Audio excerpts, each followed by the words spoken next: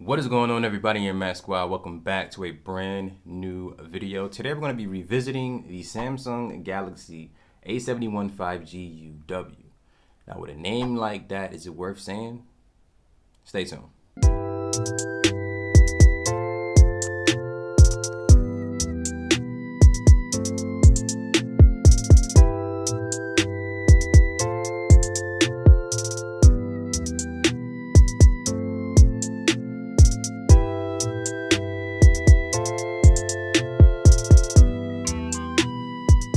So the Galaxy A71 5G UW is a 5G phone that Samsung released summer 2020. And it came on Verizon here. This is the 5G UW, the Verizon version. And that UW stands for ultra wideband. But is this device good enough for you to pick up here in 2021? Should you consider it? Now, while I attempt to answer that question for you, be sure to like this video here. That'd be very much appreciated. And also subscribe to the channel so that content like this here discussing the Galaxy A71 here in 2021, you don't miss it.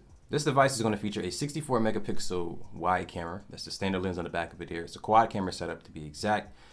12 megapixel ultra wide. You get a 5 megapixel macro and I believe a 5 megapixel depth sensor. So a lot of cameras on the back of this device and they perform pretty well. Moving down here, you can see the back of the phone. You're going to have a 4,500 milliamp hour battery inside that's powering up a 6.7 inch Super AMOLED Plus Full HD display here.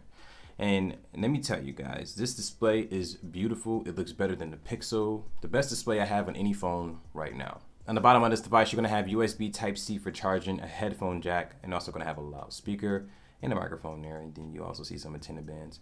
And if you look on the right side of the device, you get a power button along with your volume up and down keys. Looking at the top, you get a noise canceling mic. This is also where the SIM tray slot is. And on the left side of the device, it's completely smooth here. Now with the front-facing camera on the Galaxy A71 UW, you're gonna have a 32 megapixel selfie camera that's capable of shooting 4K video at 30 frames per second. It can also go down to 1080p at 60, along with 720p as well. What's powering up this device is the Snapdragon 765G, a 5G processor, and it's paired up with 8 gigs of RAM and 128 gigs of internal storage. So with a device that's packing all these specs and features, what is it actually like? With using the Galaxy A71, you're not going to have any type of problems when it comes to everyday usage. Jumping in and out of applications, you can do that to the maximum here with this device. With 8 gigs of RAM, you can pretty much have at it with the phone. The only time you would see like slowdowns is if you're running like 4 or 5 games at the same time. Everyday gaming, as far as Call of Duty Mobile, Asphalt 9, you can put those things on high settings. And you may see a little bit of lag here and there, but trust me, the 765G is powerful enough to get you through your daily gaming needs. Now I want to jump over to the battery here. The battery in the Galaxy A71 is surprisingly really good. And the reason I say it's good is because this screen itself is massive. And when I rock this display here, or I'm rocking this device, I'm leaving this device on brightness, like full brightness all day. Like there's no in between. I might have it on 90%, 85, 90%, but I'm putting it on full brightness because I love the way the screen looks. It doesn't matter if I'm outdoors or indoors, you're going to be able to see this display with no issues. So the fact that the battery itself can actually still last a long time is impressive as well. So easily taking this device from morning, let's say you get up for first shift, you're going to be able to take it into later on that day with no issues here. And I've gotten an average of about 5 to 6 hours of screen on time, and that's me not even trying to conserve battery. If I was on the mission of conserving battery, meaning that I'm not going to be able to charge this phone for a considerable amount of time, then I could probably get about 7 to 8 hours of screen on time. But even if you're not able to get the device to last that long, if you have the actual brick that came within the box, it's actually going to be a 25 watt fast charge. So you can charge this device up relatively fast, pretty quickly, and you'll probably get about 50% of charge in about 30 minutes or less. Now, one of the downers with the Galaxy A71 is that it has a single firing speaker, and it performs pretty well. If you get it up to max volume, you may hear a little tiny bit distortion, but you do hear it with no issues. You get to hear a little bit amount of bass, a little bit of treble, but for sure, I wish it did have dual speakers. A positive is also that it has a headphone jack. Now, I'm not sure if it's one of those headphone jacks that you can brag about, but the fact that it does have one puts it in another category, separating itself from phones that don't have one. And Mac Squad, I want to go over the screen again. The 6.7 inch Super AMOLED Plus display on the Galaxy A71 5G UW is amazing, nothing short of that. When it comes to watching HDR content on this phone here, you're going to be amazed. It is absolutely beautiful. Even with this device not having 120 hertz or even 90 hertz, it's still relatively like amazing. It's very beautiful. Probably my favorite feature on the phone itself.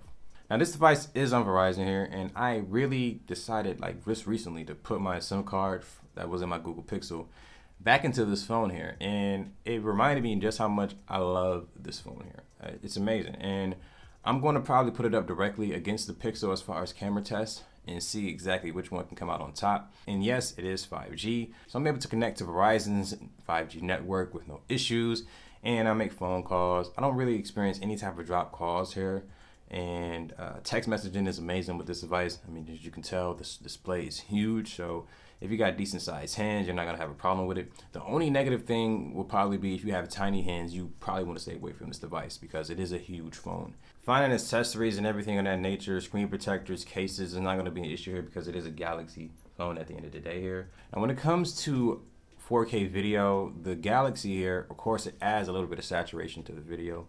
That's a known thing from Samsung cameras here, but the 4K quality of this phone is actually pretty good. I literally decided to go ahead and switch it from my LG that I was using previously to the Galaxy A71 here. And ever since then, I've been loving the footage here. Now, a close second here right now, and I'm realizing that, is the Redmi Note 9S.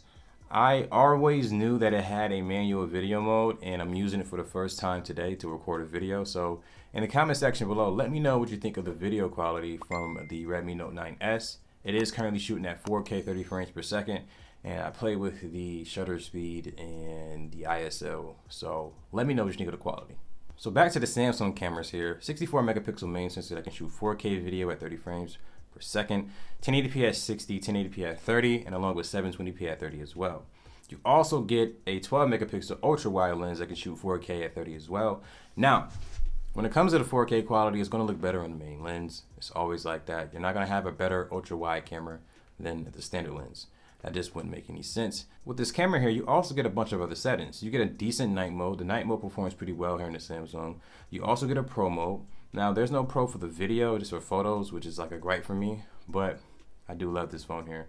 You get some more options. You get panorama, food, hyperlapse, live focus, macro, slow motion, super slow motion, and a single take here. Surprising things when I first got this phone here was how good the selfie camera is, because it can shoot in the same resolution as the rear camera, but obviously it's not going to be as good.